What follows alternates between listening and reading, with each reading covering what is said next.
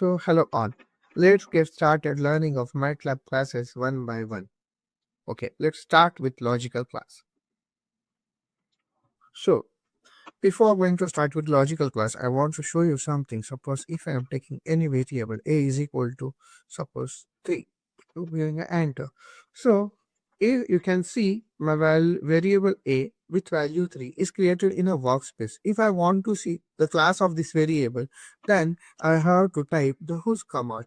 As we already discussed in a basics of MATLAB class, where we have already covered these whose commands as well. Okay, so again I am just explaining you for the reference.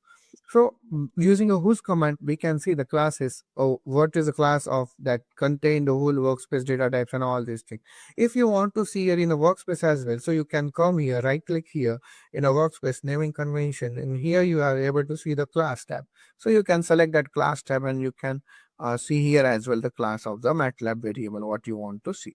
Okay, so let's get started with the logical class. So especially logical class is a data type in a MATLAB that allows us to store a value and either true 1 or false 0 logical values. So we can use a logical class to perform a logical operations in a MATLAB.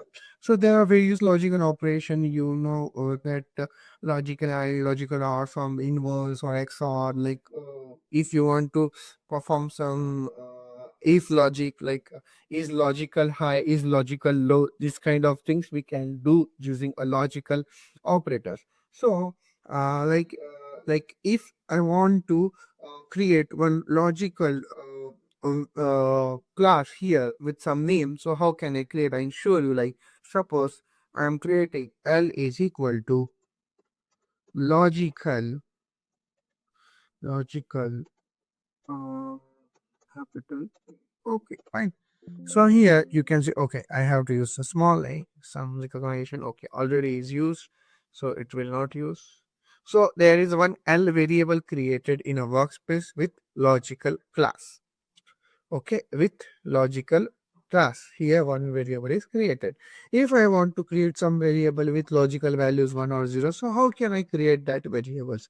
So I am writing here s is equal to logical in bracket 0 and enter.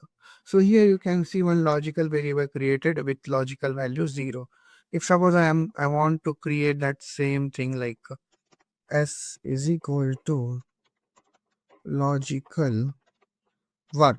So you can see, okay, fine, s is equal to logical 1. That you can see that variable value is changed here by 1 as well. Okay, the one more thing I already told you, everything in a MATLAB is stored in a matrix format. Here I am going to open the workspace here. If I am opening this, whatever double, here you can see it is stored in a 1 cross 1 matrix. Any file, any operations performed in a MATLAB is stored in a matrix format. I have already discussed to you.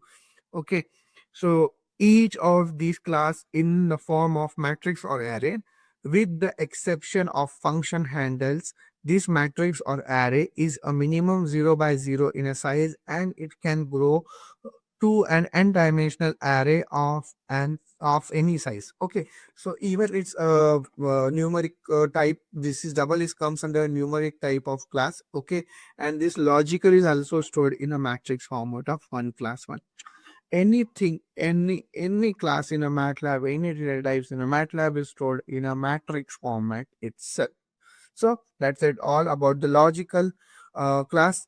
Let's get with some with new class in the next session.